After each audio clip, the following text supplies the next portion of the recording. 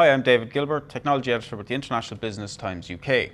And I'm looking at the Amazon Kindle Fire HD today, which is a 7-inch Android tablet, taking on the likes of the Google Nexus 7 and the iPad mini and Samsung's Galaxy Tab as well. The tablet itself is, like most other tablets, mostly consists of black matte plastic finish on the back and a main glass front. It's relatively small and slim. It's slightly thicker and quite a bit heavier than the iPad mini at just under 400 grams and 10.3 millimeters thick. But when you hold it in one hand, as you can see, it's quite comfortable just holding it in one hand, and there isn't a problem. Unless you're holding it for hours on end, you're not going to get weighed down by it. If we can just switch on the screen here, it's kind of tough to find the button sometimes because it's, as you can see, it's blended into the side of the tablet quite well. When we do turn it on, the first thing you'll see is that you're greeted with an ad. This is what Amazon calls special deals, and every time you turn on the tablet, or every time you lock it and you turn it on again, you're greeted by a different ad, as you can see. Now, while this might be intrusive for some people, there is an option to turn it off. You can pay an extra £10 and you'll get rid of it straight away. So let's just open up the tablet here, and as you can see, unlike every other Android tablet, the Kindle Fire HD has a completely different interface. It's the first thing that strikes you about it.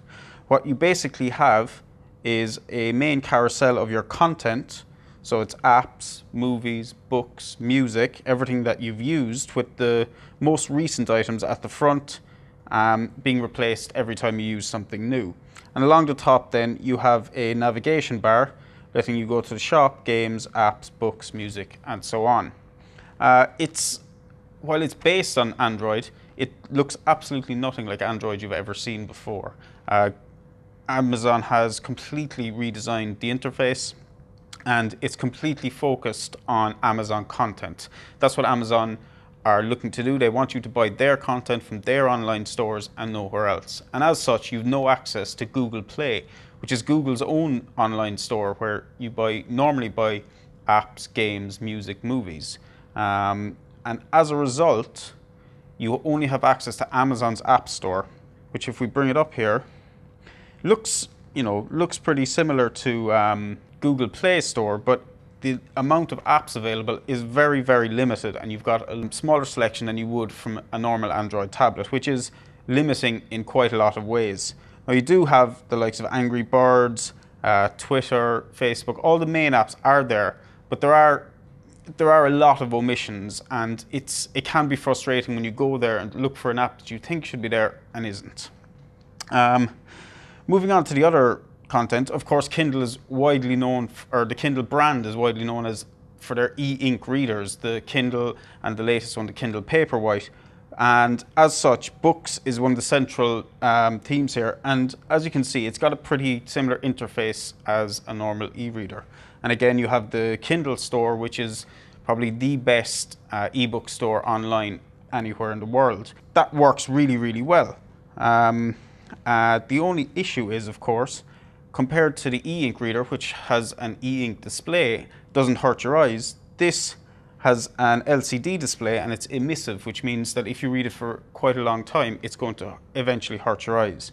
That said, the screen is very sharp and the text is nice and crisp, and it is quite easy to read. It's got a resolution of 1280 by 800, meaning it's a HD resolution screen, and it does really look well.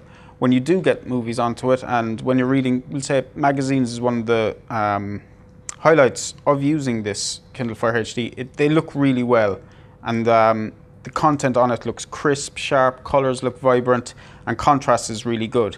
It is one of the best screens on a tablet that we have seen.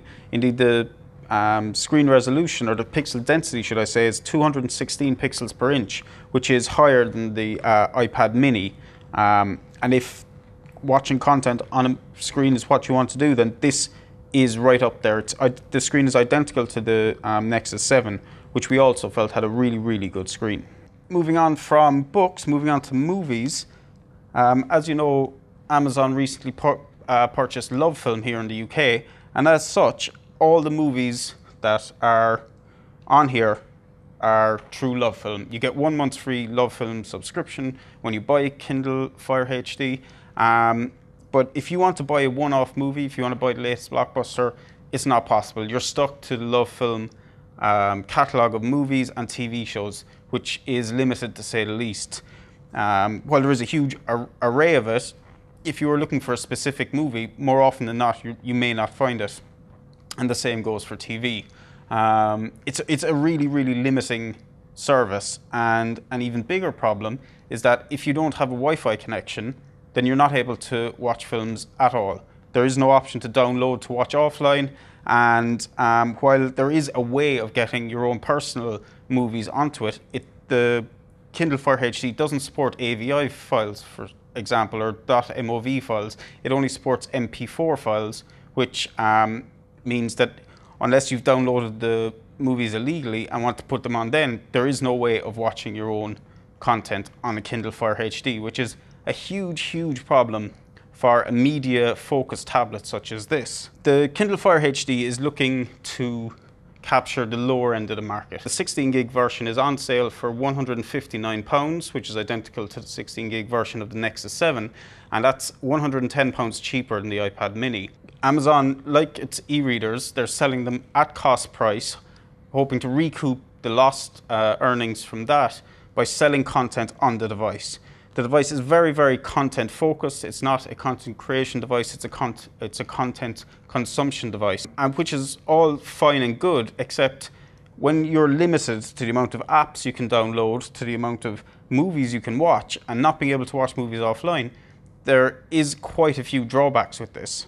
Only time will tell to see if the Google or the Kindle Fire HD is able to match the iPad mini or the Google Nexus 7 for popularity here in the UK. But we have our doubts. I'm David Gilbert, Technology Editor for the International Business Times UK.